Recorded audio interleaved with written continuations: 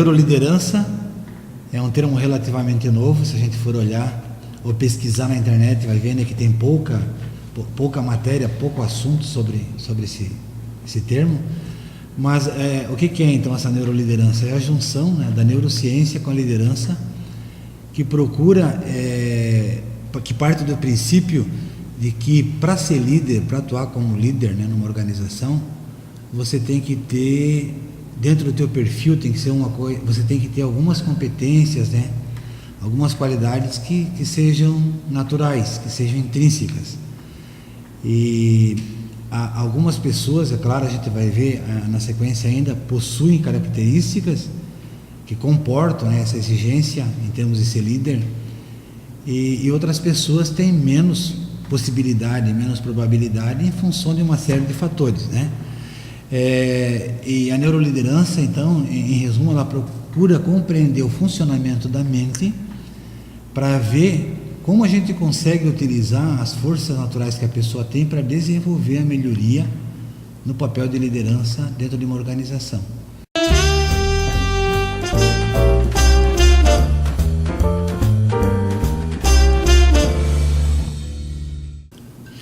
Quando a gente fala de neuroliderança, uma coisa que é importante frisar é a diferença que existe entre a técnica de liderança e a inteligência de liderança. Em geral, a gente vê muitos cursos, né, técnicas disso, técnicas daquilo. Como a liderança ela é muito comportamental, digamos assim, o aspecto principal que a gente tem que analisar é a questão do comportamento. Não adianta você aprender determinadas técnicas somente, você tem que aprender a pensar, a ter a inteligência de líder, né? Em função do quê? Porque nós vivemos num contexto extremamente dinâmico, né? Dinâmico, vulnerável e principalmente de imprevisto. E nesses momentos você não vai ter tempo de ir lá e consultar uma ou outra técnica, você vai ter que pensar como líder para poder agir como líder. Então a inteligência de liderança, que tem a ver com essa neuroliderança, abrange essa perspectiva de a minha mente tem que pensar como a mente de um líder. E como é que que a mente de um líder pensa, né? Como é que ela reage, né? Que questionamentos ela tem e quais são as competências.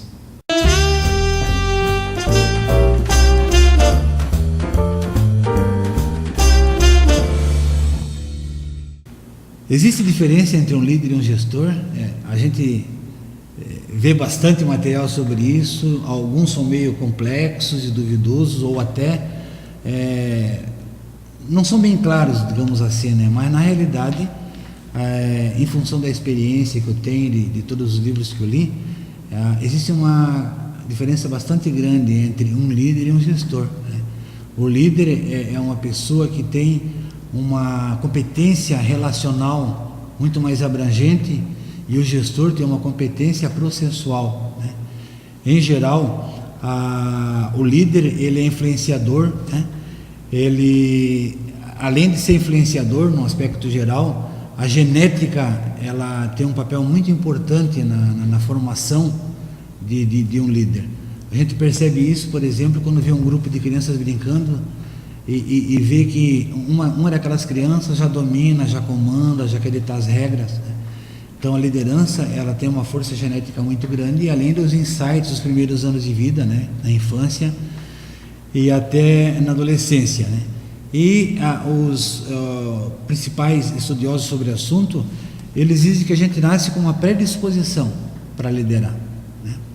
E a gestão é um pouco diferente, você consegue desenvolver algumas competências para melhorar o teu papel de gestor. As competências de liderança, elas são mais desafiadoras, como elas são mais naturais, elas são mais desafiadoras no sentido de você desenvolver, porque em geral o líder ele tem uma percepção muito aguçada, né? Ele tem, grande parte do conhecimento que ele tem, digamos assim, ele surge em função da observação, né? E muitas vezes nem em função do estudo, da busca do conhecimento, mas em função da observação, de como ele observa o cenário, as pessoas e os comportamentos, e isso vai somando, né, vai ampliando esse conhecimento, que é fundamental para uma pessoa que tenha que liderar um grupo, né, liderar uma empresa e assim por diante.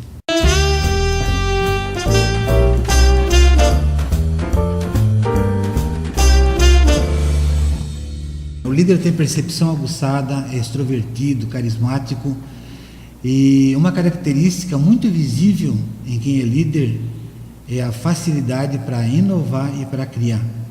Ele não se conforma com o status quo, né, com o contexto, e ele quer revolucionar, ele quer mudar. Então essas características, elas são as mais importantes, além do dinamismo, que é fundamental, e também do equilíbrio emocional, né, para lidar com as situações, para lidar com os conflitos, para conduzir grupos e assim por diante. Então criatividade, inovação, carisma, percepção aguçada e esse equilíbrio emocional são características que são fundamentais para um líder.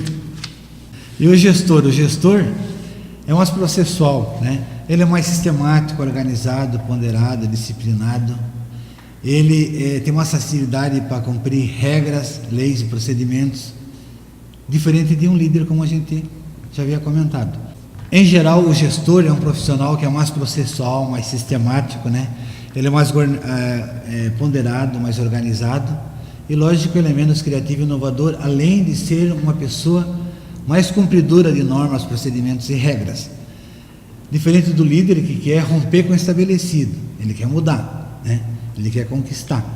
Então, o gestor, ele pode melhorar suas competências buscando conceitos, né, fazendo experiências e principalmente utilizando ferramentas de gestão.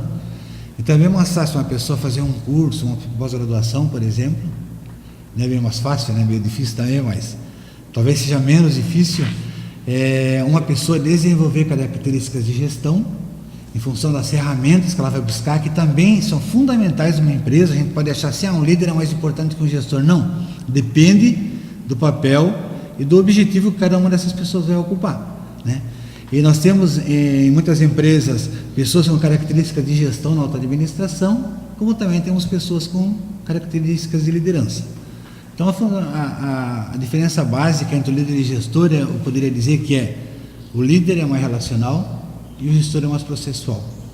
E tudo isso aí a gente vai compreender quando a gente vai falar, tocar de forma mais profunda, né, na questão da neuroliderança. Como acontecem essas diferenças, né? A questão do autoconhecimento também, como eu desenvolvo, né, o perfil de gestão, como eu posso desenvolver algumas coisas de liderança, embora sejam mais desafiadoras, também é possível desenvolver, né? Mas é um pouquinho mais complicado, por quê? Porque é uma coisa natural e a genética, né, tem muito a ver.